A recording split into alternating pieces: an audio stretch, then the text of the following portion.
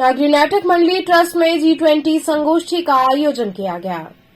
G20 के अस्तित्व से हजारों साल पहले वसुधैव कुटुंबकम भारत का आदर्श रहा है। आज भारत को इस अंतर्राष्ट्रीय संगठन के अध्यक्ष के रूप में जो सम्मान मिला है, वो एक अवसर होने के साथ भारत और भारतीयता को वैश्विक मान्यता है।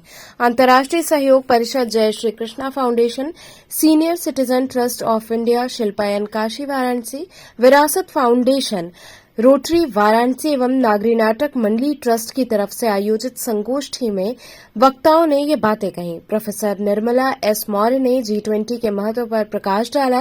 अंतर्राष्ट्रीय सहयोग परिषद दिल्ली के प्रतिनिधि गोपाल अरोड़ा ने G20 के उद्भव, विकास और भारत के वर्तमान अमृतकाल में उसके महत्व की चर्चा की। शरद कुमार त्रिपाठी एडवोकेट में सभी विद्वत जनों को काशी विरासत फाउंडेशन के साहित्य महोत्सव के प्रतीक चिन्ह भेंट किए।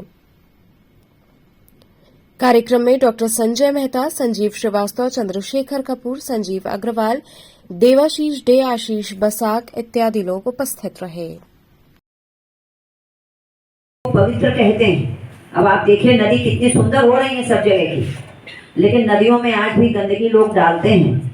यदि आप विदेश में जाएं, वहां नदियां भले पवित्र ना कहते हो, लेकिन वहां सुंदरता है, नदियों में सफाई है, तो हमारे यहाँ क्यों नहीं? यही तो सब चिंतन के विषय हैं। अभी हो रहा है जल संरक्षण।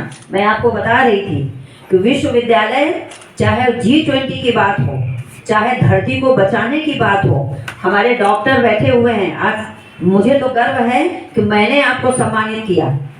मैं बड़ी थोड़ी न थी, आप बड़े हैं। आपको सम्मानित करके मैं बड़ी हो गई। तो आप लोगों का तो आशीर्वाद चाहिए। आप तो मानवता की सेवा कर रहे हैं, आप तो मानवता की सेवा कर रहे हैं। हम लोग तो अभी कदम डगमगाते हुए कदमों से आगे बढ़ रहे हैं। मैं आपको जरा सा जानकारी दूंगी इसी के संदर्भ में कि विश्वविद्यालय, जब आप G20 कहते हैं, जब आप विश्व बंधुत्व की भावना कहते हैं, तो हमारा विश्वविद्यालय और मैं क्या कर रही हूँ 2.5 साल से नारी सशक्तिकरण, बहुत बड़ा काम नारी सशक्तिकरण पर हो रहा है। सारा G20 में आ रहा है, आप बताएंगे, और आपने संकेत भी किया उसका। महिलाएं स्वावलंबी बने, उनका जो वेद काल में उनका सम्मान था, कहते हैं यत्र नार्यस्तु पूज्यन्ते रमन्ते तत्र देवता। या हम लोग अपनी कोलोकियल भाषा में जब कहते हैं बिन घरिनी घर भूत करेगा।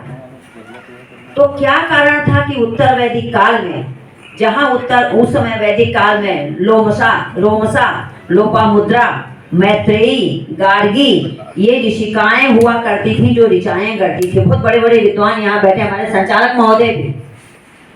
तो आप देखिए कि फिर क्या कारण हुआ कि वो नारी हाशिए पर आ गई थी, जिसको हम धरती कहते हैं, धृति कहते हैं। क्यों ये हाशिए पर उसको ले आया गया?